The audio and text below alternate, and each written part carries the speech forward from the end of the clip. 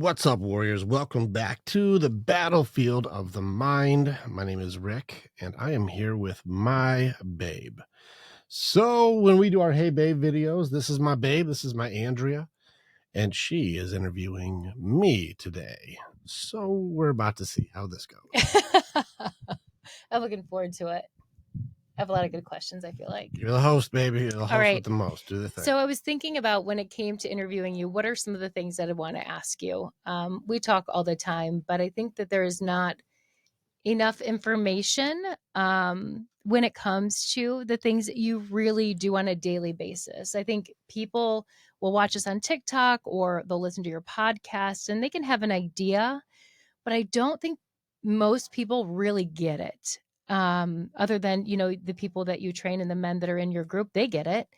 But I don't think a lot of people really understand what you do. And so I wanted to just kind of start there and share with people, what is it that you do? Like, what does a day in the life of you look like? It's a hard question to answer. And here's the reason why is we've actually spent a lot of money on marketing companies and people to try to figure it out. But it's like one of those things. If you have a job that does a lot of things, like say military, like I do military. Well, there's a lot of pieces to military. There's communications, there's Navy, there's Army, there's Marines, there's SEALs, there's Rangers. You've got the whole spectrum, huge spectrum. And inside of each one of those, there's a whole bunch of jobs. Everything from frontline killers to water filtration. Like it's all through it. There's a lot. So to say, well, okay, well, if you're a military, what is it that you do? You're like, it's all right. Where do I begin? Mm-hmm. And so when it comes to what I do everything from I write the programs, I build the programs, I do the calls, I do the deep work transformation. I go into the hells that people are working through and fight with them to get out. I train people to be proficient warriors. It's not just a validation of emotions or feelings. We create community, we create camaraderie. We train differently. I don't need you to be super secretive. We found that when we train as a unit, when we train with a team, especially the men, we get 10 times more results. We get way faster. The guys connect with each other. We get more perspectives. We learn much more effectively.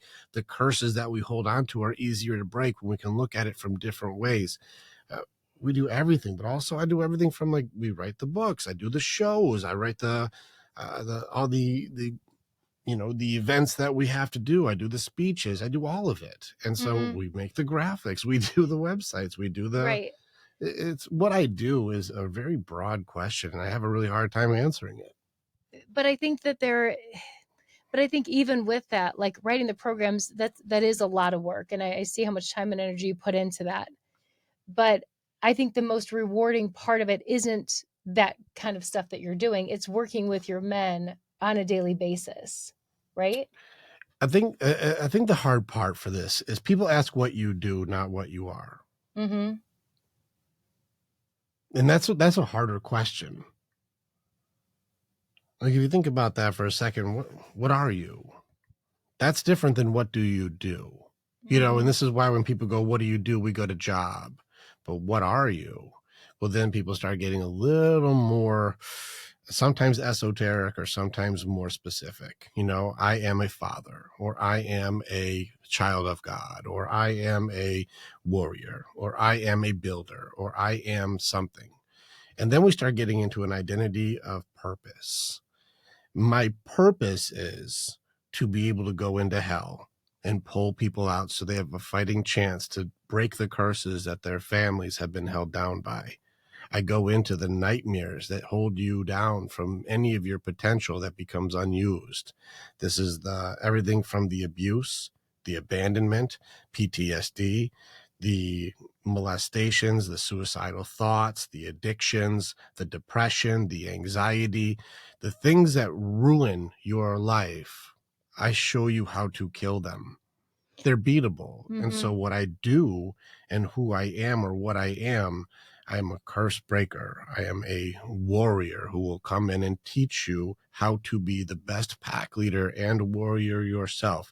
And even today, we had huge successes, guys who were so pinned down by the societal pushes for being a nice guy, and they finally are holding their ground, and they're like, it's the first time in my life I can say I am proud of myself. Mm-hmm. And he, like, you know, one of the guys today is like, when I see you guys, I'm fucking kissing all of you.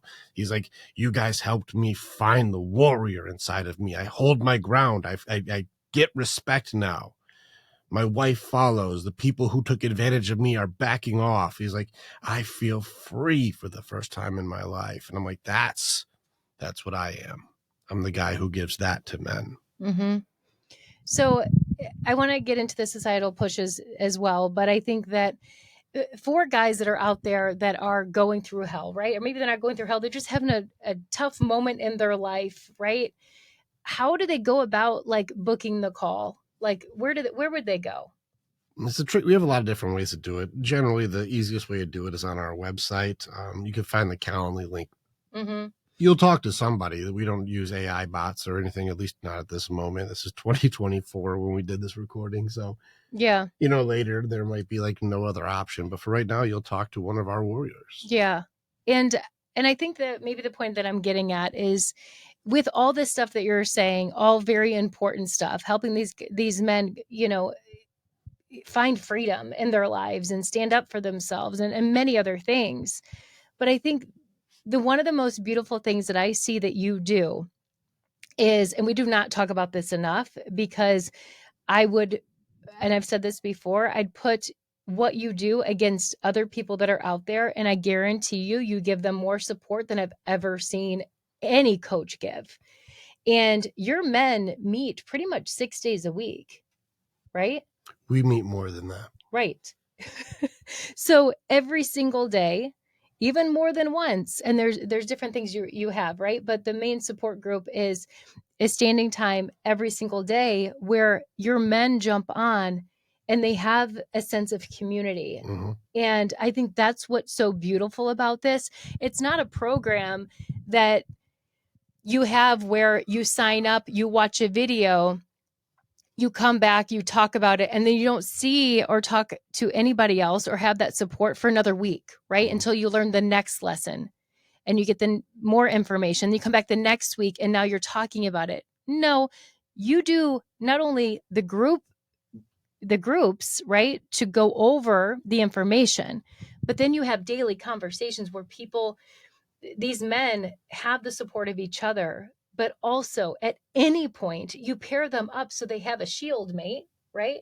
We have options for Right. shield mates, yeah. So what I'm trying to get at is there's so much community with these men to have each other's backs, to build this community. So no one goes through this alone. And I think that is something that's so beautiful about your program and what you do, because I've never heard of any other program existing this way. And I've done a couple programs on my own. It doesn't operate like that. Your people are not there. In fact, when the class is over, everyone disperses. People say they'll keep in contact. You don't hear from those people. They don't even follow up to check on you. I was doing that for a while. I'm like, okay, now I see that I'm not getting a response here. Okay. And then you disconnect. Where you're men, I've never seen anything like it. Like the program's over and guys that have graduated from that first class jump into a next one because they want to be part of that community, because that's where they find, what would you call it? It's for the men, the camaraderie. But more than that, we as men require belonging, value, and purpose. We require it. And so we have to have something that like we belong to and it matters. And so that's what we've created, and we found that. And it's faster. We have people, even today, I have people who are like, I've been doing therapy for 15 years, and even just a few weeks here has given me more growth than 15 years of therapy. Just to kind of be clear too, I don't call myself like a life coach or whatever it would be. People try to classify it. We're still trying to figure out what we are, because it's not regular. This isn't a traditional therapy. It's not a clinical psychology. It's not a psychiatry. This isn't life coach. This isn't motivational speaking. It's not a support team. It's something different. What we're doing is creating a community, is the closest word to it, of real hard ass amazing leaders. warriors who will stand for what is right, who will fight against injustice, who will do the right thing to make sure their people are good, not about who is right, but what is right. They stand their ground on what they believe is best for their people, and they do not require everyone's validation or approval to do the right thing. I train real warriors. And so, like, it's really amazing to watch the amount of growth and productivity and confidence, raw confidence, when they know how to defeat the hardest battles in their mind. It's fear, it's doubt, it's worthiness, it's anger, it's depression, it's the, the things that destroy the dreams, it's the heartbreaks that they could never get over, it's the abandonment that they rule their life with, it's the isolation that kills them with suicidal thoughts. It's very different when you belong. The guys who have suicidal thoughts, when they plug in, especially into the nighttime support where you just hang out, you just hang, you're one of the boys. And they're cool guys. This isn't a bunch of nonsense. It's cool guys. And you're one of them. You're one of us. We've had guys that, like, I don't have any friends. I got nothing, man. I'm isolated. I'm alone. And now you're hanging out with guys who are healthy, solid, build each other up. And now you belong somewhere. The suicide calls have stopped. It's been over a year since we've had a true, like, I think that I'm going to end it tonight call, because all of those guys now have a place they belong, and those thoughts don't get to win anymore. Now you have a team that fights it together, and they start to realize that they have a value that's beyond what their general circumference of influence is. It reaches further, and you matter to somebody. And it changes everything. Mm-hmm. Yeah, that's pretty powerful. And to say that you haven't had any suicide calls in over a year is huge. There used to be a lot. You used to hear them. Yeah, in the middle of the night. There used to be often. Yeah. And I think that's also what's so great is that no one's ever going to find themselves with someone that's not jumping in to help them and it could be in the middle of the night. Mm-hmm. Like, these guys are there for each other on holidays. Like, there's moments, on Thanksgiving morning or Christmas morning or certain holidays where some of these guys are alone and you're like, hey, I'm going to jump on with the guys for an hour just to make sure no one's spending their holiday alone. That's the part that I love about the community that you give to your men. And again, I've never seen anything like it. So thank you for sharing that. Because I think we don't talk about that enough. And I think that's one of the biggest parts of what you do. It's the entertaining part is the entertaining part. Why are you smiling like that? I'm just loving my baby being an interviewer. I'm just watching where you're going to go, babe. So I do want to talk about, we get into like societal pushes, and I do want to kind of transition into that a little bit. And I want to start with, what are you seeing your guys, what do you guys talk about as far as like oh my gosh, I can't say it, societal pushes that you guys see? There's a lot more observation. Men are logical. And so we're watching and we try to understand. And then once we understand, we go, what do we think is best? And we do a thing that's different. This isn't Rick's group. And just so people think like this is like some sort of like Rick-tatorship. It's nothing to do with that. It's like I operate a lot more like Camelot rules, and you can agree or disagree, and I give zero fucks what you care. It's how I operate. It's a round table. We all put our swords on the table. Everyone gets a say, and you should challenge me just like I challenge you. Everybody gets equal say. And my warriors who have been around a long time, they will directly go, I don't agree with you, man. I think it's this. And we're supposed to. There is no like, you didn't agree with me, you're out. We have no blame, no shame, no judgment as part of our creed for a reason. Mm-hmm. I deserve to be challenged because I reserve the right to change my mind with new information. And so, yeah, we have a very different thing. Societal things that come up for us, we put it on the table as a unit, all of us. There'll be 20, 30, 40, 50 guys who are sitting there going, what are you guys seeing with this? And what it is a collaboration of alphas, not abusive asshole beer can crushing fuck everybody alphas. No, pack leaders. Every man has a family. Every man has some sort of organization they run themselves. They could be business owners. They could be a crew runner. They're a leader in some way, shape, or form. Even if it's just, I have one kid. I don't care if it's you got 2 dogs. Like, you're still an alpha. You're still the leader. So what kind of leader are you? And when you gather a bunch of alphas in a room who respect each other in a way where we can challenge each other to grow by sharing best practices, you grow exponentially. The reason why is every book you read, pick a book. It doesn't matter. If I read a book from somebody who guy's like, I don't know, 60 years old when he wrote it, he just put a book down with 60 years of his information, 60 years of life experience. And he's like, this is what I found. And I read that book, and let's say it takes me a couple days. I just advanced my brain 60 years of thought. Now multiply that by however many books you've read. Now I've read 100 books, right? If I read 100 times 60, I'm like 6,000, right? I'm 6,000 years of information now, right? And you're like, oh man, I have a lot of information. Now multiply that by 50 guys who all have that. We're at hundreds of thousands of years of information in one phone call, and we're all exchanging experiences, best practices, things that have worked, things that do not work. We're sharing the things that have had the outcomes and results that have been the best. And then you can hear from 10 or 20 different perspectives with huge amounts of information, all sorted, all organized. And then you can go, I've heard all of your points of view. Let me take the one that feels the most authentic to my fighting style, and I'm going to try it that way with my pack.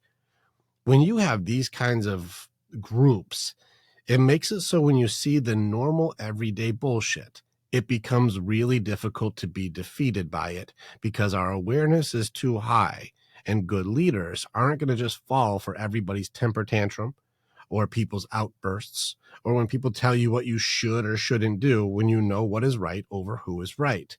And when you bring an idea like this, like my wife said, or my girlfriend said, or this person said, or my mom said, or whoever said, or my best friend said, or somebody did, or whatever they did, and you bring that to the group, we look at it from all these different directions, and the wisest man in the room will see it from multiple perspectives. This makes you an alpha that is able to see in hundreds of thousands of years of information in just 1 hour, sometimes 30 minutes. And now you are the wisest leader. I don't always get biblical, but if I go Solomon on this one, and I go into Proverbs 24, verse 5? Verse 5. Now, this is the NLT version. Pick your Bible. There's all different ones say it differently. But in Proverbs 25:24, let me say it right, guys. Proverbs 24, verse 5. The wise are mightier than the strong, and those with knowledge grow stronger and stronger. So don't go to war without wise guidance. Victory depends on having many advisors. And we use this as part of our guideline of like, yeah, you're a strong dude on your own, but the smarter are much stronger, and you become wiser with wise counsel, with wise guidance. Team up with all of the advisors you've got, then make the best choice you can once you've looked at it from as many ways as you possibly can look at it. And like, this makes you the best leader because it's not just you based on the experience of your parents, whatever it is you were exposed to from TV or YouTube or whatever your influences are. You're sitting there now and you can do real life, real work on social and society nonsense. And then go back into battle to protect your pack with information you never would have known before. Speaking of the Bible, we get asked this question a lot. Is this group Christian based? It is not Christian based. It took me 38 years to find God, so I do not judge people's journey. I am Christian, but I follow Christ. This doesn't mean I worship a building. It means I listen to the practices of Christ himself. And that gets into a different part of beliefs, but I don't believe that a building and church, because even our spirit side, you have a soul. You have one. I don't care what you believe, you have one. And that's how we connect. And a lot of us have to repress it because we grew up in churches or people's beliefs where they use God to their advantage. God even says, or I should say Jesus even says in Matthew 7 at the end of it, that there will be false prophets and people who do all these things in God's name. And he's going to say, you're not one of mine. You get away from me. You break God's laws. You don't even try. You abuse in God's name. And so people have a lot of church hurt. My Thursday night, as it stands, I have two of my leaders. One of them is a doctorate in theology. He is very, very well-versed in all religions. Mm-hmm. And then another guy was a Hebrew pastor for the Dead Sea Scrolls, knows his stuff. He's very, very smart. And both of them are like, we don't believe in church. We create our church by gathering together. And it's like a gathering of more than two men. We're in church. Doesn't matter where we are. We could be in a restaurant, or we can be on Zoom, or we can be in person. He's like, we're doing God's work now. So is that a Christian group or a church group? That's not what we are, because we have guys who are also not Christian. They're Right. not. And that's okay too, because I want a gathering of minds. But we don't neglect each other's soul spirits, and we don't judge on beliefs, because I don't judge your journey. It took me a long time to find it, so I can't tell you what you should or shouldn't do, or who you should believe or not believe in. You'll find it as you find you. And I think I was going to say that too. Your creed is no blame, no shame, no judgment, right? So if you have someone coming in that has a different religious belief or different relationship, and that's part of your creed, right? And I know you and your guys, so you don't break creed, and you stand very firm on that. And I think that's so important, because so many people have different beliefs, and you single out one, you're doing just that. You're judging someone's belief system, or or shaming their belief system. And so I think that creed for your group is so strong, and I hear you say it over and over and over, especially when people get in tough situations. No blame, no shame, no judgment, because you'll find, I think, people sometimes naturally, and I know I'm guilty of this too, if you do something that didn't feel good, you start to shame yourself, right? Or blame yourself or judge yourself, right? And I think not only do you guys use that creed for each other, but you remind your men not to use it against themselves. Yeah. Which is huge. Yeah, blame, shame, and judgment is it just wastes time for healing. Yeah. It gets in the way. Believe what you believe. My belief system is still routed in free will is the game, which is why I think even if it comes to rewiring your own belief systems, even about yourself or how you see the world, or whether it be racism, sexism, whatever you believe, it doesn't matter how you believe in business, how you believe in friendships, what you believe in anything. I believe that everything is a choice. At the end of it, you get to have the free will to decide how you're going to handle, or how you treat any situation. So where you are in your journey is not for me to judge, because it took me a long time to understand myself. And now that I do, it's a lot easier for me to accept people when they're in their journeys. And a lot of times you can see the more wounded someone is, the more blame, shame, and judgment they try to force onto others, because they seek compliance, because they aren't healed. And we also train to have the armor up for these kinds of attacks, because people will try and tell you what you should do, but they don't know themselves. And it's easier to initially, I think maybe artificially, it's easier to put that blame on somebody else rather than to have to feel your own pain. Yeah. It's easier, which is so twisted. Easier to point the finger than have to at somebody else than but do no, the it's work. you, because I'm in pain, but it's going to be your fault, so that way we don't talk about mine. Don't look at me. Look at yourself. Yeah. I can't be bad. No. You're bad. All right. The next thing I want to get into. So let's say a guy's in your group, right? And they have a spouse. Okay. I know. I love it, because prior to, one thing you guys don't see is how much he lets me know how easy it is for background noise. I didn't realize there's so much ice in there. So I'm sitting here holding this microphone so tight, my hand is sweating, because I'm afraid that I was like breathing too loud in this microphone, or like my hand is gonna, like, I don't know, like I'm trying to be very quiet. And then you pick up that water bottle. There's more ice than I anticipated. There was. So I'm like, forget this. Now it's a party. I'm gonna be dropping this mic and everything. Drop it. Let's go. All right. So we need a good mic drop, babe. Yeah, exactly. I'll do it at the end. Yeah. Okay. So my question to you is, you work with men, if they have a spouse or they're in a relationship with someone, what advice would you say to the spouse that is supporting their partner as they go through this journey? It's really hard. This is hard on both sides. For starters, the people who come into my groups, it's not a rah, happy sunflowers, everything's awesome, find you and be free group. It's a battle. You have a fight inside of you. Can I add something to that really quick?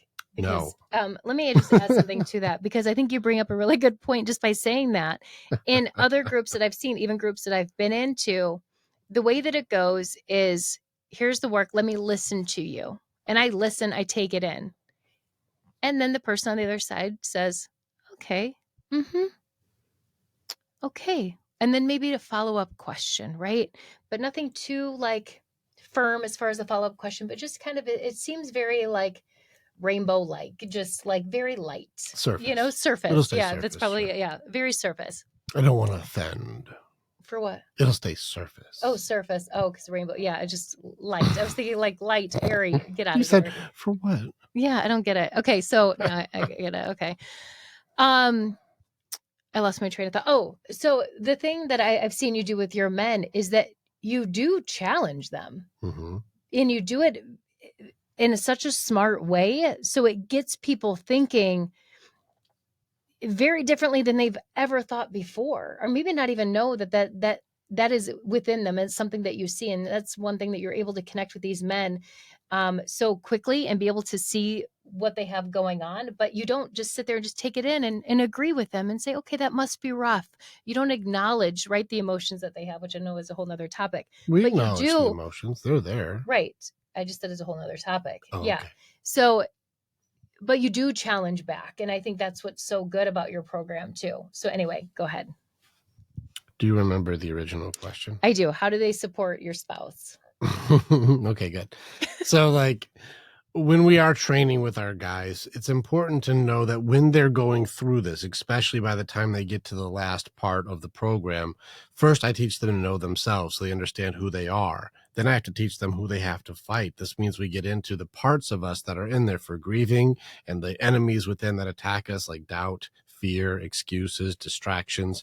You have to understand what they are, how they work. You have to understand too, to catch your triggers, fear, or the fight, flight, freeze, fawn. You have to understand, when are those? How are they working? How do I do it?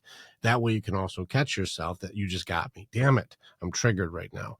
And we have to understand ourselves well enough before you get in the ring with whatever thing you have to fight.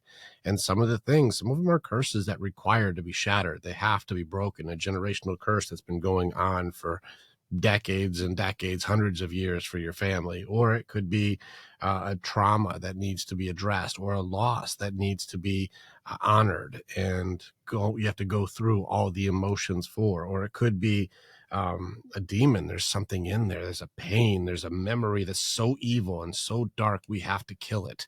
And there can be dragons. There are things in people's lives that just burn the fucking village. They destroy everything. It destroys your soul. It destroys your confidence. It destroys your self-worth. It destroys your income. It destroys your everything. And there are people in your life who are dragons, and just having them in your life, they just naturally destroy everything you are. If you don't know what these things are, how do you fight them? Mm-hmm. The reason this isn't therapy is I don't just have you talk about your feelings and then time is up. I have to train you to fight as your warrior type first. Know what it is that you've got coming up. And once you start opening that up, you have to go through some of the hardest fights, things that have been there for 20, 30, 40 years. And you have to go fight it. Now, I do not fear these. I'll come in right next to you. If there's a dragon, I have killed them. If there are demons, I will fight them with you. I have killed many. I have fought them back. If there are curses to be broken, I will show you the way to break that curse. There are specific things that need to be done. If there's something you need to let go, I will give you the space to be able to open those white knuckles and let go of the pain you've been holding on to for years. So when your person's going through this, it's fucking hard. It's hard. Mm-hmm. And a lot of times you're going to start seeing a wounded version of them, a part of them that is on guard, ready to fight because they're in a battle right now. And I see a lot of spouses and partners, both men and women, where they won't understand what their partner is going through. And it will also reveal the type of partner you're with. This means they're very needy, selfish, controlling, bitter, blame, shame, and judge. You're going to see what kind of partner you're with. When I'm talking to the partners to remove these things, when somebody is going into battle, you are taught to be encouraging, graceful, supportive, understanding, back your shit off. Don't get in the way of their sword when they're fighting. They have difficult things to do. You don't want to compound that onto your partner. This is both men and women. Both have done these battles. You do not want to get in the way of your warrior who's going through a difficult battle. Otherwise, you will catch collateral damage. Don't be so selfish that a person who's going through the toughest fight of their life now has to take on your burdens because you can't slow down. Mm-hmm. It's your turn to encourage. It's your turn to support. It's your turn to give grace. Let them go through this and be there for them. And if you ever have the courage to go into battles, my warriors will be their turn to be supportive, understanding, grace, give grace and give gracefulness. Be cool as fuck when you're in it. Understand you're going to have tough moments and to be there for you while you go through it because your fight is in you and it's not with me. But a lot of times when people are revealing their hurt people hurt people. Mm-hmm. And it's not somebody needs to do something for me. It shows you how not okay you are for you. This is going to reveal the health of your relationship, by the way. It's hard. But I think even hearing that for some couples, they could be like, oh, I don't know if I want to do that. No, they don't. Some of them don't, because what it'll do is reveal that you're not a healthy partner. Yeah. And they don't want the truth exposed. But that doesn't necessarily mean that it's over, right? No, there's hope. Yeah. You require, the rule number 4, the creed is willingness. Do you have the willingness to do the work to fight for what is worth fighting for? Mm-hmm. And if you are in a damsel mode, both a male and female, if you're just waiting for everyone to come save you, you want everyone else to do the work for you, and you just get the benefits of other people doing hard work, you may not be a good partner. And what I've seen, and this is something I struggle with, is that we're responsible for more breakups and divorces than saved marriages. Now, we do have saved marriages. I was going to say, and we do have saved relationships. We do have ones where both partners say, we are both going to fight to grow. Mm-hmm. But what happens a lot of times is when people come in, they're very unhealthy, especially the men, they'll come in very unhealthy. No boundaries, no understanding of self. They have very low self-esteem, low self-worth, no purpose, no mentors, no idea what the hell they're supposed to do, no clue.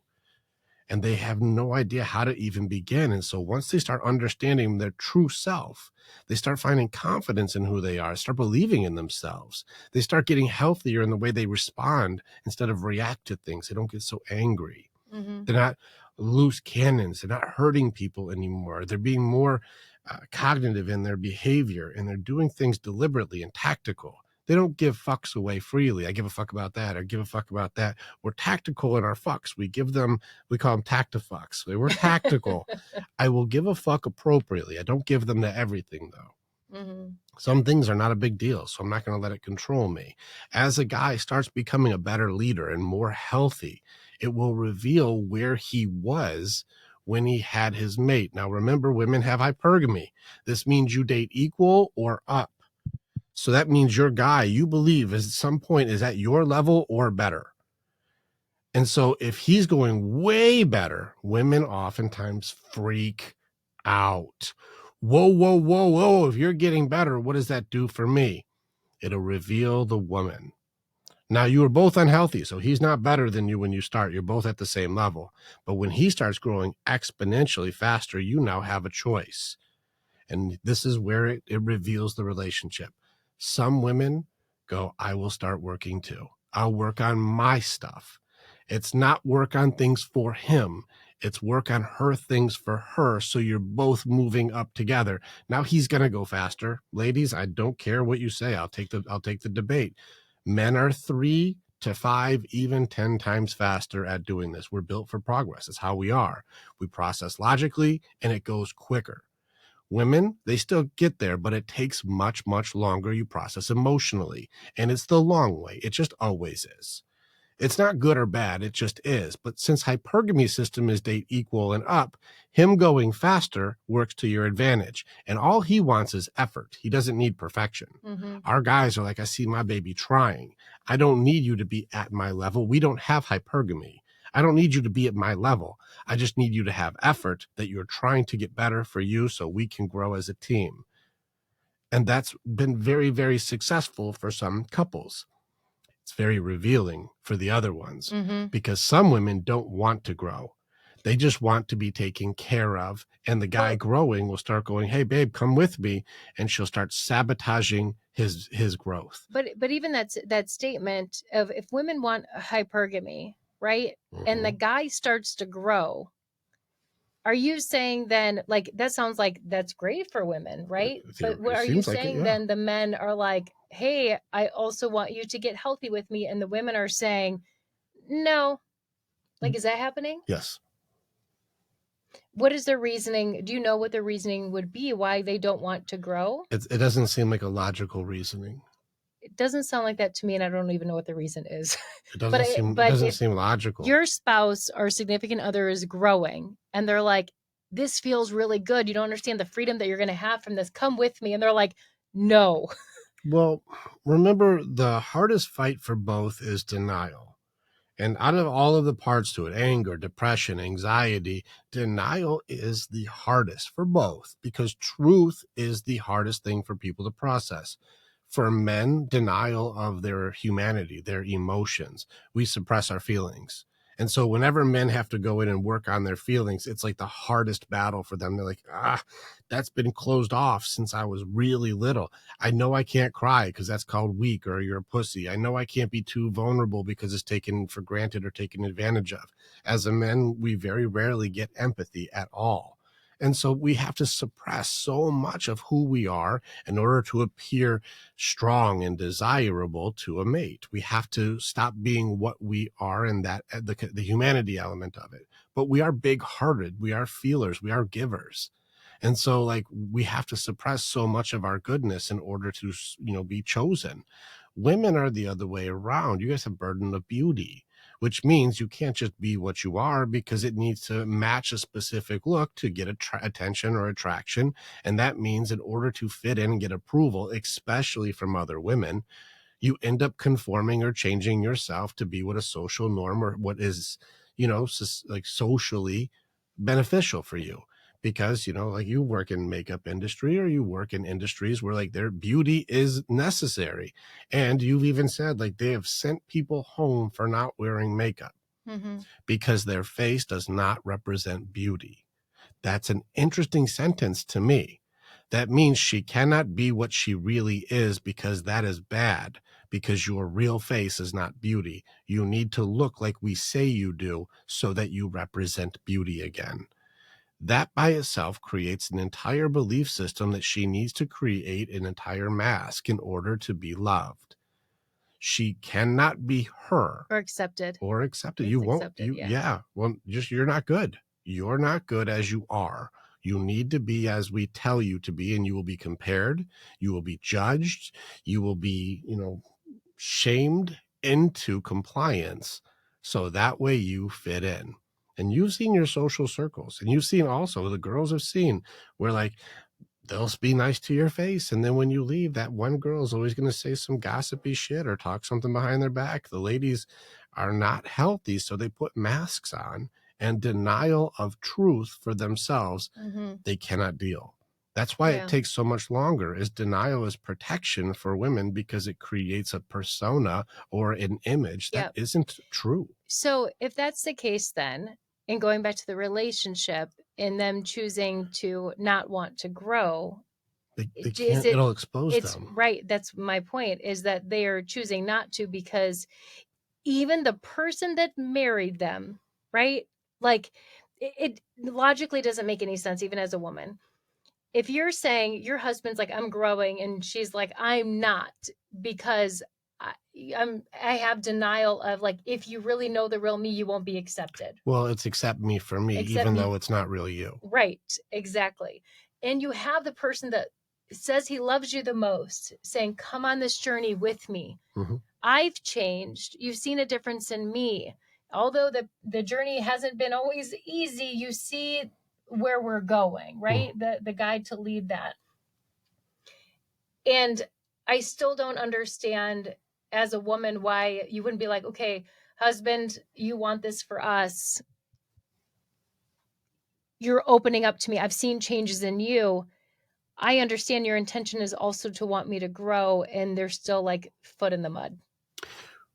It's because they're worried about loss from a judgment that my men don't do.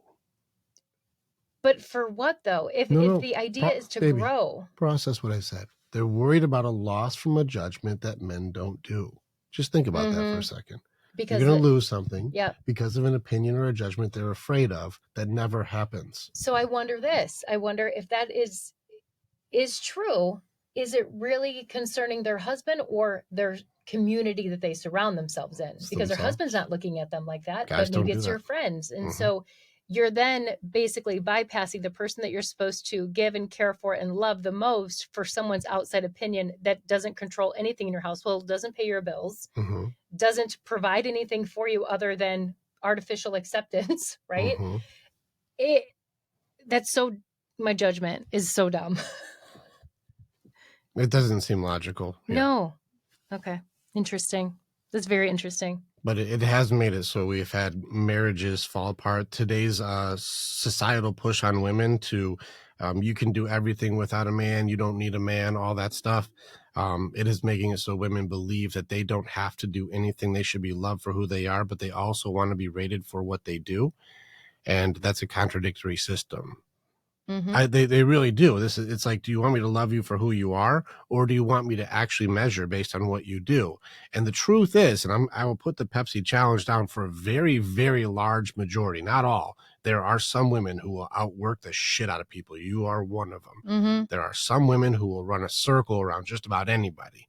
But a vast majority, if you want me to go your housework versus his very dangerous job, who does more, you're not going to win. He did 90 hours, but you did 90 dishes. It's like not the same. It's not. And take the emotion out, look at it logically. It's not the same. It's not. And I think that, I can relate to that statement because I've been that woman that has had to do a lot of things by myself. I've had to work full time. I've had to provide for the family. I've had to take care of my kids and make sure everybody is taken care of, with the part of, letting myself not be the best person I am, right? So everything comes before me is what I'm trying to say. And also before I met you, I also had the mentality of men, like, what do you need a man for? Like, all they're going to do is hurt you, or all men cheat. Like, that was my thing. And that was my belief system. I'm like, you can't trust a man, so if anything is going to get done, you're going to have to do it. Like, I have to do it. I have to figure it out. And it's really opened my eyes. Your men's group has really opened my eyes to see men in a different way. Like, I was like, wait a second, men do have feelings? Wait a second, men do come to your group and say, how can I be better for her? Like, it really was like, it shook me up a little bit. Now here I am today saying, I do want a man to lead me. I don't want to have, I can do it, but I don't want to have to do it. As a woman, it's exhausting. We're not made to do everything. We're not made to work around the clock like crazy and then do everything else. We're not. And we need our teammates. We need our men, because ladies, you cannot do everything a man can do. You just cannot. There's no way you can.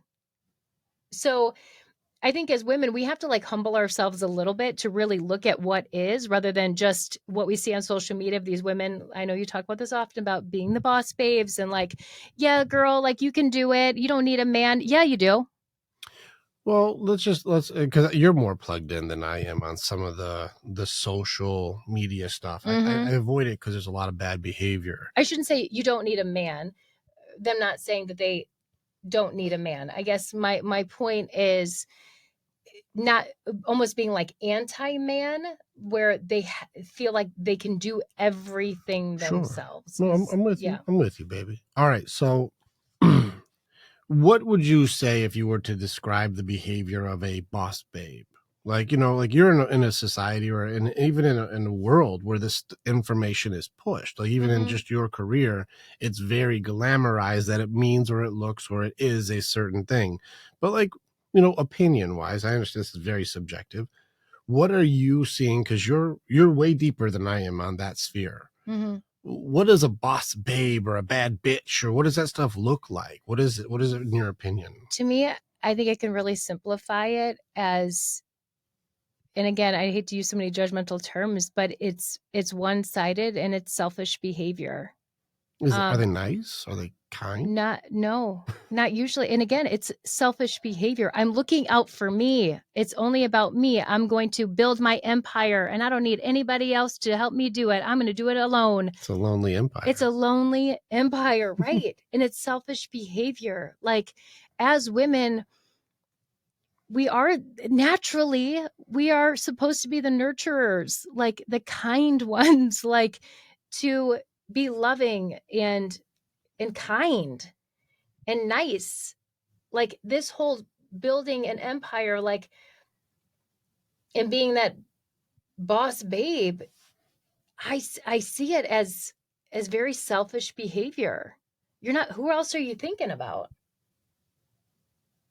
I am asking. I really don't. Yeah, I don't know. I don't see it as being, I personally wouldn't be proud of that behavior for myself. That just, it's not something, and I can take care of my own shit. Like, very capable of taking care of my own shit. But you will not hear me say ever that I'm a boss babe or I'm like, no. Like, you can do that and you can still have a career as women, but you can also be kind and nice and sweet and empathetic, you know? It's possible.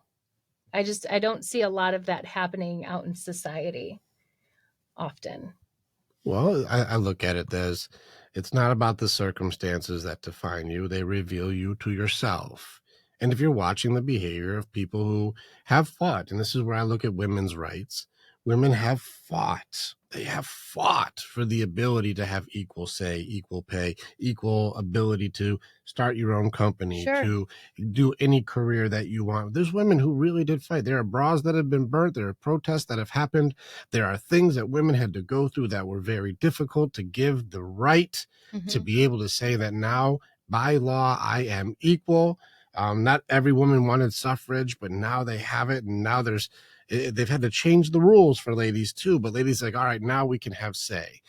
They don't want to do the work anymore. They want the authority. They want power. They don't want responsibility. Yes. They want power. They want power. They want the say, but can't back it up. And I think Right. that's exactly what happens. A world without our men being strong men, may I add, the men that are upcoming right now seem very weak. We have a lot of weak men out there. I have a theory. Yes, please because tell me. women have been able to start having a say, and this was like from the 70s to 80s, 90s, it started to shift. And now in the last 20 years, it's really come into fruition where it's a very feminine energy.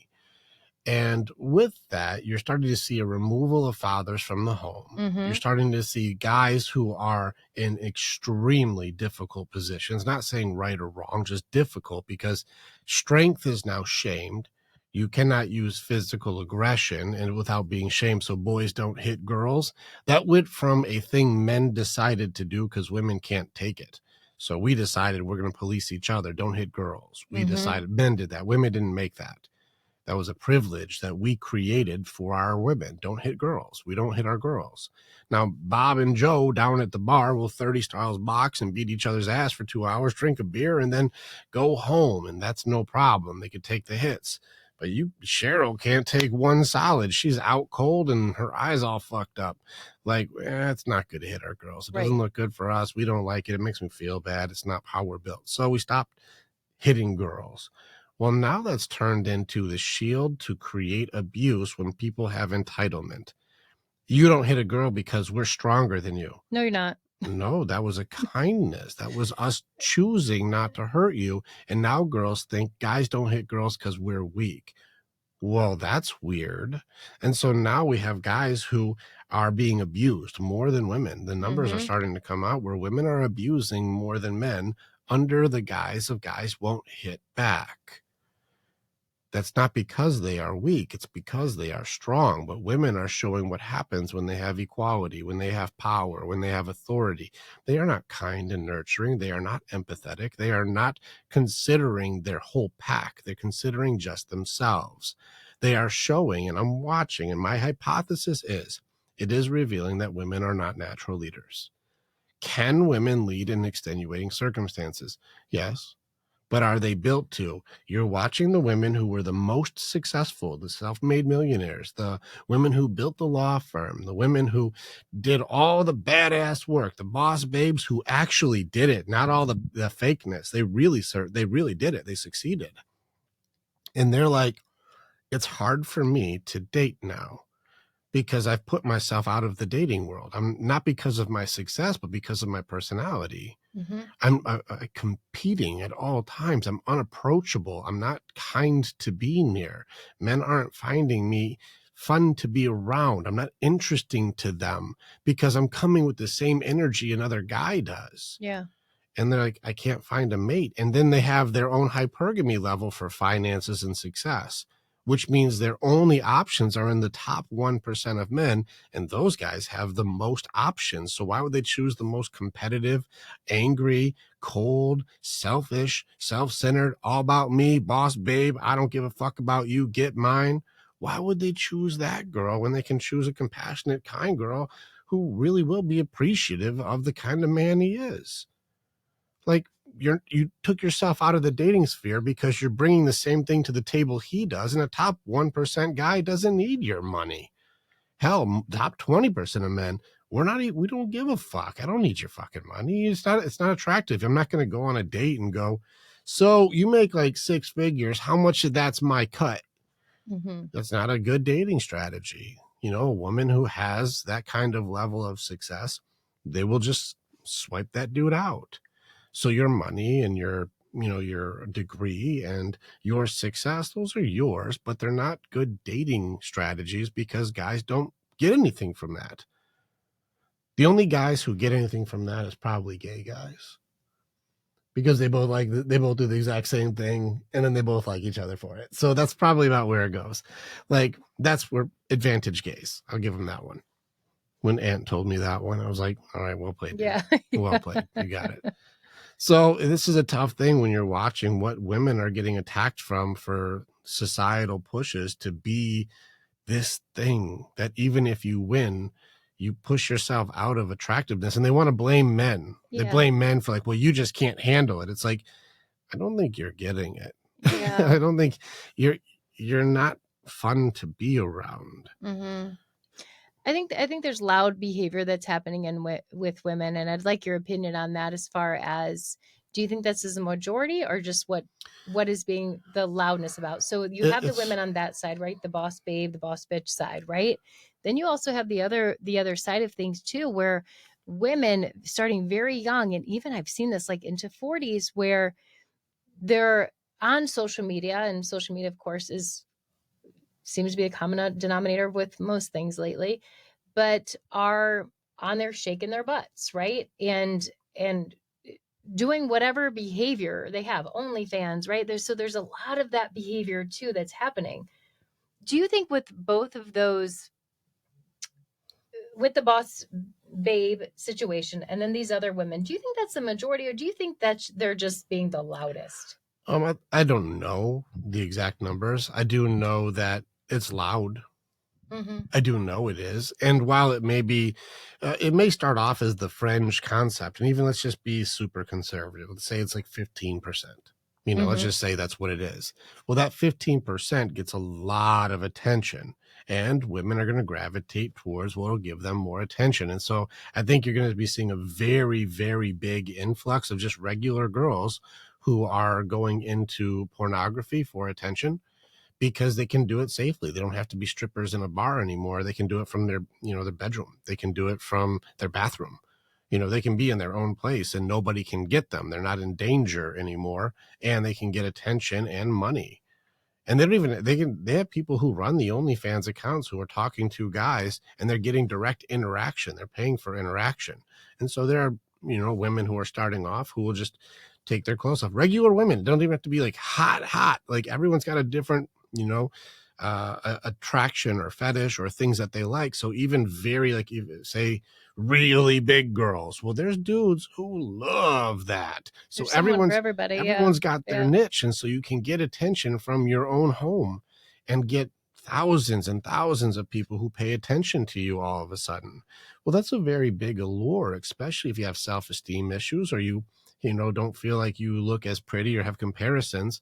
Well, now you can go and do a thing that compromises, some value of yourself and gets attention that makes you feel good for something you would normally not feel good for. Like being unhealthy now becomes sexy to some, this niche of guys who like the big girl. Mm-hmm. And I mean like big girl. I'm talking like 400 plus. Mm-hmm. I'm talking like, I'm not talking about a girl who's got a little extra weight. I'm talking about like she Yeah. uses the scooter at Walmart. I'm talking like Yeah. like that's a big girl. And so Yeah. when it starts getting into those areas, like she's 5'2", 400, that's a niche for some dudes. They love it. And so Yeah. she'll get that attention. And so it gets into the full spectrum, all the way from the super little girl to the very big girl. Now the attention is free. Mm-hmm. You can just get it, and you don't have to touch anybody. You don't have to sleep with anybody. You can do it right from home. Mm-hmm. Well, that's a big allure. And especially if they are an attractive girl. The allure is you can make six figures just by compromising yourself, sexually. What do you think is going to be the cost of this behavior as people grow up? The kids pay. I think the kids will pay. Can you imagine being in 8th grade and your mom's a porn star? Mm-mm. Oh man, 7th and 8th graders are fucking brutal. Well, Can you imagine? I'm looking at the naked photos of your mom. But not even that. I wonder what it's like as these women grow up, right? As you grow, you grow up. Hopefully, you're growing, as well, mentally. I just wonder what that's like for women as they grow up. That For women, that they behavior. lose. No, I know that, but I just. Well, you're wondering. Yeah. That's what happens. There's a lot more videos now of, I've seen like, you just scroll through and you'll see a video of a girl like doing her sad pouty face and a dude just walking off and going like, he left me as soon as he found out that I do adult industry stuff. Like it could be OnlyFans or have their own like, whatever accounts they have for that. Yeah. And the guy going like, not interested in that. Good men aren't looking for, women who are posting themselves naked to everybody, like publicly. You can see me masturbate for a subscription. Like good guys are like, I don't want a girl who's doing that. And they're finding the guys who are attracted to them because they are sexual or they're hot. But guys who are choosing a woman because she's sexual or hot will just be looking for the next thing that is sexual or hot. They'll be just jumping to the next attractive thing. And women who are attracted to guys for money will get what they want and then jump to the next guy with money. You'll keep building this unhealthy attraction based on what it is that you're promoting. I struggle with that mentality of just going on to the next and on to the next and on to the next. Like, I don't understand. Like, I really don't get it. I don't understand that mindset of like, just on to the, and cycling through people like that. I really don't understand it. Why people do that, especially like at least, as you grow up and now you're like, okay, now I see that that's probably not the right behavior, but you still see people like cycling through. What is Denial that? is the core. Denial is the core curse. It is not me. You should love me for what I am, and it doesn't matter what I do. I should not be measured based on what my worth is. I should be measured based on just being. And yet, every single thing that they're using is to go, I'm going to measure you based on what you provide or what you do and what you can do for me, but you should love me for who I am. And that's very difficult. Yeah. You're good. We got a daughter. You want to be on the show? Come on in. We're recording right now. Go ahead and get on the show and tell everybody. Yeah. There she is. Yay. There she is. We're live. All right, go dominate. Yeah. Have fun. Be safe. Love you. Yeah. We have 3 teenagers. So they have to face this world. The world we're talking about, which is, they're directly in the middle of it. And we're going to see what happens to them because they're going to be influenced that they get to choose. We try hard. And they have the allure. The allure will be there where that one can, when she has her own place, do whatever she's going to do. And she can make as much money as she probably wants to. That's going to be one of the allures that's going to be sitting in front of her. She's going to have a choice. I'm hoping we've instilled enough morals and values. That's really what I hope, because I would not want that for my girls. And what I don't dad want would that want either. that for their girls either. Nobody wants that for their kids. Don't And want like, that. no one wants that. Nope, but So- she has to choose. It's not my battle. All we can do is hope that we've given her enough tools to make choices to value herself. It's not my call. Once she leaves this building, it's going to be her world, and she's got to choose how she's going to handle it. Yeah. And so, you know, we can always pray that she makes good choices that don't compromise herself in the long run, but we're going to have to love her through it. It's going to just be the hard road if she Well, let's chooses hope to. she doesn't do it. I hope not. Listen, I'm I don't not want to think I'm not about it. I would I'm hate not that pro for that her. behavior. I would hate that. It's not my thing. I hope Yeah. not. Yeah. But they'll all have to face these choices. And that's all the women right now. The allure is heavy. That's the point. They can make more than six figures very, very quickly just by being. Well, I think, yeah. It's a very heavy allure. Guys don't get to play this game as much. We can't go and shake our butt or show our wieners and get nearly as much. There's like tiniest percentage of guys with bright, shiny eyes who can pull this shit off, who are just in the gym all day long. Tiny amount of dudes, but regular dudes just showing their ding dong. It's just not going to get the allure and that women a woman. operate so differently too. Like, we don't get that option. We have to have burden of performance. Yeah. We can't just show our beauty and get money. We don't even have the same infrastructure. Yeah. It doesn't work. Yeah. No. So we don't have the same. I'll bet your ass dudes would be out there if it worked though. Yeah, I'm sure. Sure they would. If they could, like, I just show my ding dong and get a ton of money, it doesn't work like that. Guys, just we don't have that same currency. No. It's a tough world out there. It's not easy. Now women also have not only this burden of beauty that can be exploited at their own hand and compromise relationships, because a good man is not going to want to be with a porn star. Like, that's going to be a heavy cost for ladies. There's the good men, the ones who are in that like top 20%, they can choose. They're not settlers. They can choose. I don't have to choose. I don't have to settle for you. And like, you're going to go be with a girl who everybody, you know, all your buddies can just watch her masturbate in front of them. Like, that's your girl. Yeah, the good guys are going to be like, I'm good. I'm not interested in that. Yeah. I don't want to watch you out there. No, we get it. Well, yeah, I get it. No. I'm just saying, me personally, I wouldn't ever want to be with somebody who's like, she masturbates in front of everybody for a living. That's just not my choice. Well, but I know I'm in the top 20%. And so I just wouldn't choose that. I wouldn't pick that. And so I go off of your values of I'm a lady and I don't do those things. Okay. Yeah. It's just not my choice. I wouldn't choose it, but a lot of my guys wouldn't either. They're not looking to be with porn stars. But the less healthy a guy is, the more likely he'll be like, I don't have the worth or self-worth for myself to hold a boundary or a line on something like that. And so there will be thousands of guys who send her money and will use her for her looks and they'll send naked pictures of themselves and they'll want ratings or whatever shit that are happening. It's a weird industry. And that's where they're going to be compromised pretty consistently. It's a simp mentality. There are white knights out there who are very toxic to the male community.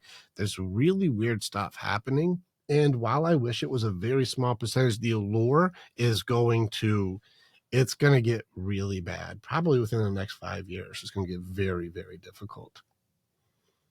It's too easy.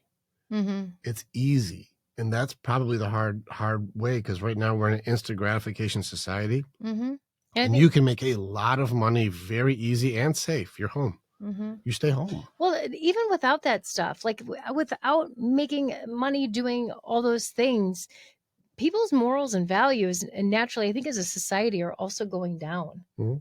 Like, you see the behavior that's happening out there, and a lot of it is not good. Like, people are not valuing themselves or have the self-worth. And so I think that's why you also see, like, there's a lot of behaviors out there that are not on both sides, you know, men talking to multiple girls at a time or hooking up with multiple girls at a time, and they're in a relationship. Like, that's just people, because the numbers right now is the women are doing more than men. Like, the way it's out right now, as much as I'm like, men are doing all this. No, it's people right now. It's not men, it's people. Women are doing more than men right now. And women are responsible for divorce by their own accord. Like, things they did. I'm just tired. Like, what the fuck's that got to do with Again, it? it goes. He just didn't meet my needs. What are your needs? Whatever I want. It's. That's a want, not a need. I think it goes back to your instant gratification, though.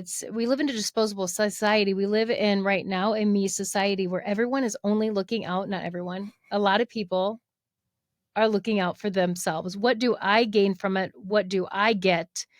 If I can get something different or better, I'm just going to toss someone else in the garbage, and I'm going to go on to the next thing. Like, as a society, why are we treating people like that? Why do you think that's happening? Because it can. We're in good times. There's no danger. People can just make whatever problems they want, and it's me, get mine.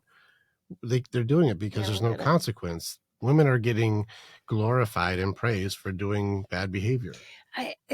They are. But even that glorification and you get rewarded for divorce. Yeah, that's true. They're getting glorified. They're getting rewards for bad behavior. But what inside of people, like, isn't there something that just tells you, like, I know within me, there's something that says, like, even if that's the case, that still, like, does not make me feel good. You speak for ladies. I'm not a woman. You do the work here, babe. What do you got? I don't know. I don't know why they're doing that. Maybe because they can, or maybe because their friends groups is encouraging it. Like, maybe they were not doing as much work on themselves, so they're just kind of grasping at straws. And, like, I don't know. What do you think it is? I already told you. I think it's because they can.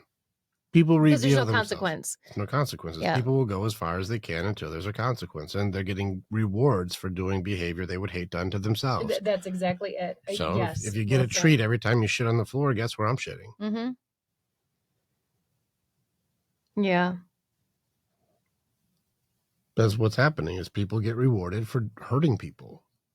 If a woman divorces a man, the court systems are in her favor, period. Even if he's an upstanding citizen and she's a heroin addict, it's in his favor. Yeah. Or her favor. Like, he's going to have to fight, especially for children. And I had a buddy of mine, when he was getting divorced, his attorney said that. He's like, if she was a drug addict and you were an upstanding citizen, if they caught her with the kids, needle in the arm, blacked out, strangers in the house, they would take the kids out until she was done with rehabilitation, and then she would get the kids back.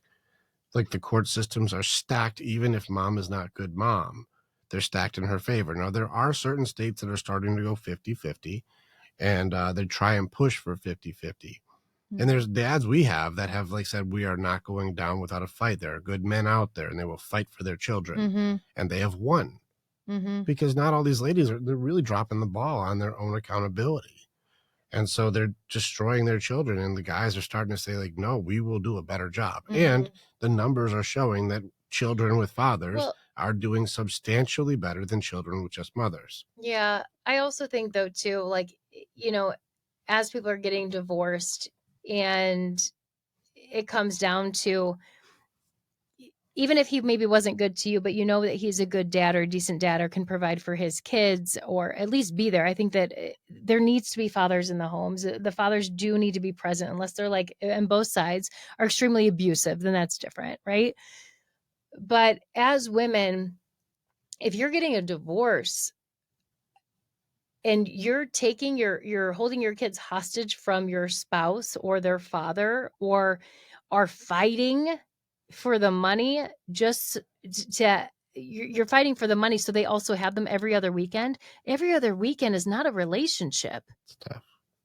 And I feel for the dads on that sucks. And I know it happens more to the men than it does the women. Women get the kids most of the time, they and get rewarded for hurting someone for what they love. Yep. And here's what's so messed up too.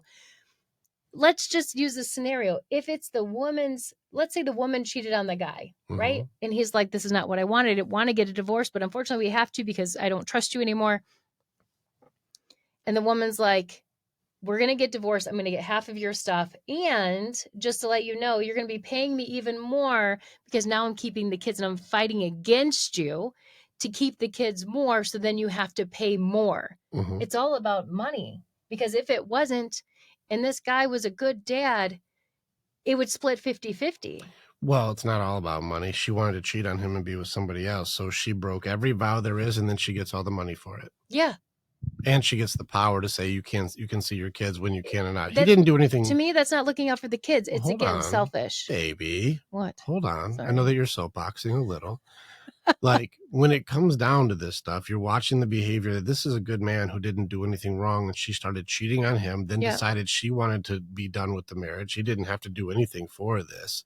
And then he's a good father, but now he can't see his children, and now he has to give her money to, like, for the kids that he wants to have with him. He wants the kids, but now he has to give money to a woman so he can date, or he can pay for her dates to be with somebody else, when the whole time he's like, I was just doing what I was supposed to do as a father and a man, and now I've lost my wife.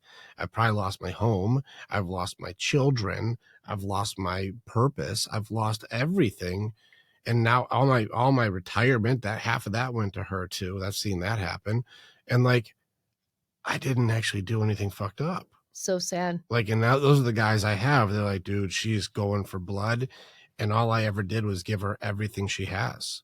Like, her whole life, she stayed at home. Like, I worked. I did all the work for her. Everything she has is from me.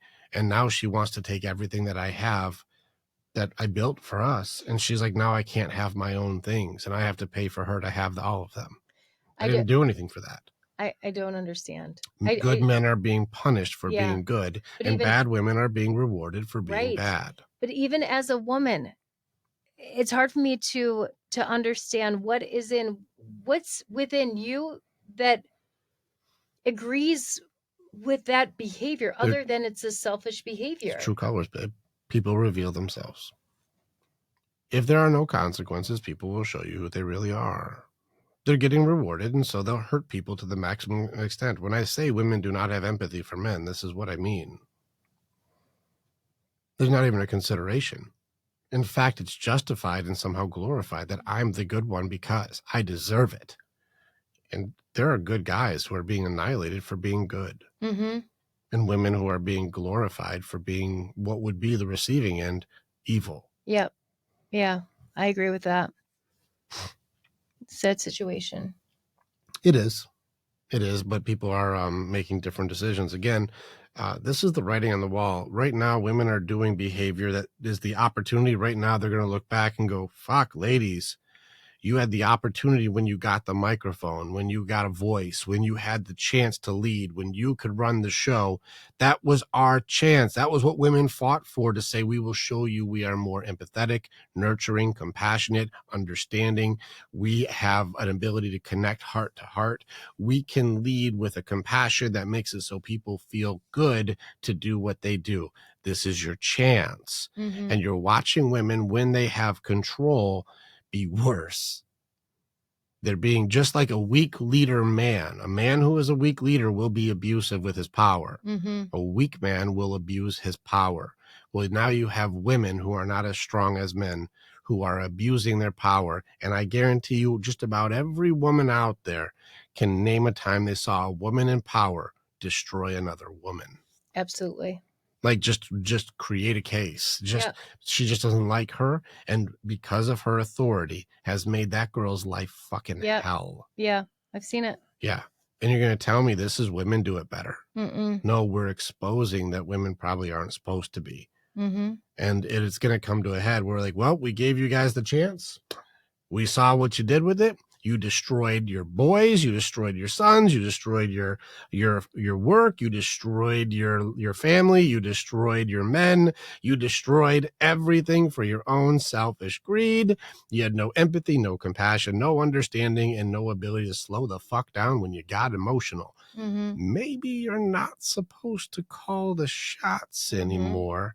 And so it's going to get to a point where it goes back to might makes right. And I don't like it, because we have 3 girls. It's not going to be good for them, where they're going to go like, if you want it, fucking take it. And you can't.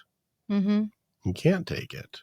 You're not strong. You can't take it. And men will start going, no, we're going to do what is right. No more who is right. Yeah. And it's needed. Men do need to stand up, and men need to be the leaders. And we talk about this, about having like firm boundaries and no is a complete sentence. You say that often. Like, that's what we need our men to be, whether we like it or not, because men bring the structure and they don't waver with a ton of emotions. And that's one thing that society needs. We need our men to be strong because it creates safety as a society. And I believe it creates safety for us women too. Yeah, you won't like it when a man puts a boundary on you, but you'll like it that you have a structure. Yeah. You won't like it, but you'll like it. Yeah. It's a It's little like, sexy. yeah, it's like you're not going to like that I tell you this is what's best for us because I have your best interest at Yeah. heart. But you will like the structure that comes from me taking on the burden of if it goes wrong, it's on me, and if it goes right, it's on us. Yeah. Agreed. Yeah. You're a good leader when it comes to that. Thank you, baby. I lean into what is right. It not was about me. it was a little hard for me. Like, I'm still learning, but it is hard for me to let go. I'm like, I got it. It's fine. I got it. But then when you have someone that takes the lead and it's like, no, the intention is for us, and you can trust that intention is good. Like, the weight that's lifted off your shoulders, where you understand, like, I don't have to take care of everything or feel like I have to take care of everything, is pretty powerful. I still promote you to be self-sufficient. Yeah. Like, I don't want you to be I'm not going to be weak or subordinate to a point where you can't that's take not care what of I'm talking yourself. about. Yeah. But I think it's important because like people will view that as like, now you have to be so submissive. You don't do anything for yourself. I'm like, No, not even close. that would go against my, yeah. Agreed. I value your independence, but I also think that there's like a degree of understanding for our dynamic, and everybody's dynamic will be different. Right. So I also disagree that what works for us works for everyone.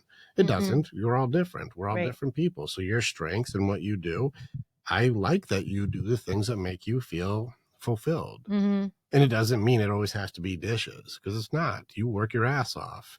And to a degree, you really enjoy being able to achieve the things that you do. And Well, I support that. But also, I do support autonomy, where I have enough where I can go if things went off the rails. And I do want you to be okay if anything happened to go off the rails. Not saying I want anything to happen, but, you know, should anything go wrong, even if it were catastrophic, even if I were, you know, killed in an accident or something happened that was like totally unforeseen that now I'm not around, well, I would like you to be okay. I don't want you to have to suffer because I took care of everything and left you unable to be able to take care of yourself or the girls. You know, so I also support autonomy on both sides. But together we make 100 makes 200, not 50-50 creates codependency. I want you solid. I'm solid. Together we complement. Yeah. And we're not competing. It's not who's better or who's worse. It's let's do it together, babe. And I do want you to be okay no matter what. Together we're better. But if anything went wrong, if you'd left, I need to be okay. And if I did leave or was killed or something happened, you need to be okay. I still believe that's what is best. I'm not saying I want that shit. I'm just saying if that happened, I need you to not be so dependent that it destroys you. Right. But I was raised, which gave me the belief system about men, but don't move in with anybody or get married unless you can take care of yourself financially. And that's how I was raised. So that is still within me. Like, it is important that I can financially take care of myself, because I don't ever want to be in a situation where I feel stuck or I can't get out. And I know there's a lot of women that put themselves in that position.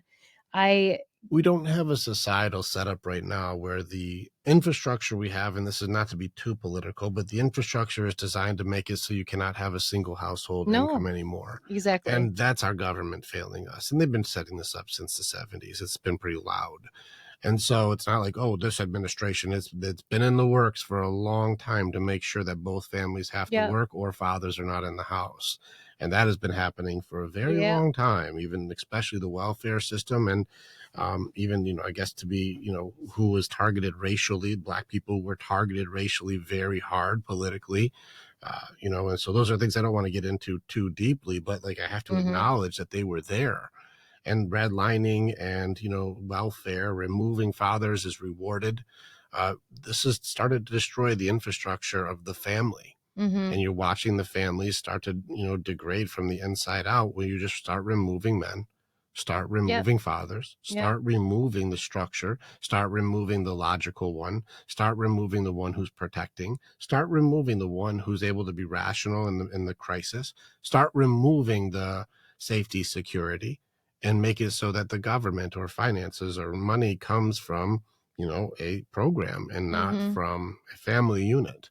Yeah. And then you make it so that women feel like they now have to do just as much, if not more, than the man, whether it's measured that way. They feel like now it's like just not fair, and women get overloaded faster than guys do. Well, the family falls apart. And so women are always going to be trying to seek what they can get instead of being a partner that can say, how can we have reciprocity? How can we both serve and give to each other? Yeah. It's a downfall of society. And a lot of this happens even if you look at because we're in good times. We talked about this morning. We're in good times, which makes it so we can make small problems big problems. We can have just disagreements become a reason to hate. But if we actually had real problems, and so I've made an example this morning with her, I'm like, if we had an influx of wildlife, if like all of a sudden nature just had a boom and now there was like way more wolves and the geographical location for panthers and fucking, lions and shit was like all over. And so now you have to really be aware of nature on the way to your car. Like, going from your doorstep to your car, you have to make sure you're working out. You have to make sure you're in good shape because you have to sprint to make sure a fucking cheetah doesn't come out of the fucking bushes on you. And you have to be ready for whatever craziness and wildlife is out there. Well, we're out of the food chain for that. So you don't have to evade a pack of wolves when you're running into the mall. We don't have to be in danger in this way. There's no threat that's around the corner that's even just from a natural thing. It's just not around. And so we don't have to fight for food. Not yet, at least. You've got food, water, shelter, clothing. In fact, you can go and shop now for luxury instead of survival. Like, we're in good times. And so then what are the problems in good times? You just don't agree with what I agree with, or you don't do what I think you should do. We're in tiny problems. Disagreement that's not the hardest part of the day. It's true. But if you had a fucking pack of wolves on you and you could die today, your gratitude for your minutes starts getting higher when people start turning into food for a different pack. Yeah. You're going to be like, baby, I made it. And or the wolves almost got me today. Oh my God, I barely made it. I am so grateful to be here. And you go like, baby, I just disagreed with how you put the forks in the dishwasher, and be like, I don't give a fuck if you throw the dishwasher outside. Like, we got a dishwasher. We lucky. Just run it. Yep. Like, we wouldn't care because we would be in harder times, and that would make us stronger people. But we're in good times, and it's making weak people. Yeah. Absolutely. Well said. All right. You feel good? I feel good. We did it. I feel good. Yeah. I had a feeling, I had some more questions here. I had a feeling it was we were gonna go off. I had a feeling this was gonna be your show. Yeah. I'm like, you're gonna soapbox this bitch. I feel like I held back a little bit. Oh, more than normal. I'm saving did. it for the live that we're gonna do tonight. You sure did, bitch. You did great. But good job. I'm very proud of you. Thank you, baby, and I love you. I love you too. And thank you for sharing about the community of men that you're changing people's lives. You really are. Very proud of you. Click the links in the bio, book some calls, talk to our men. And we encourage our guys to challenge everything. You should challenge my competency. You should come in and see if what we really do is what we really do. There's a lot of bullshitters out there. So you should come in with a skeptical heart, and you should ask hard questions. If it doesn't measure up for what you believe is best for you, don't fucking do it. Yeah. And if you go like, this is obviously some category I've never seen before. It's not therapy. It's not life coaching. It's not, motivational speaking. It's not, just watch videos and then go fuck yourself. Like, this is a real community, real thing, a real gathering of Camelot and alphas, just all building up alphas. Well, that's for you. Well, let's come and get your confidence back, sew your balls back on, and make it so you're the leader you were always meant to be. So let's get your warrior coming out of you, and let's get to work. Yeah, I love it. Well said. Thanks, baby. All right. All right. Good job.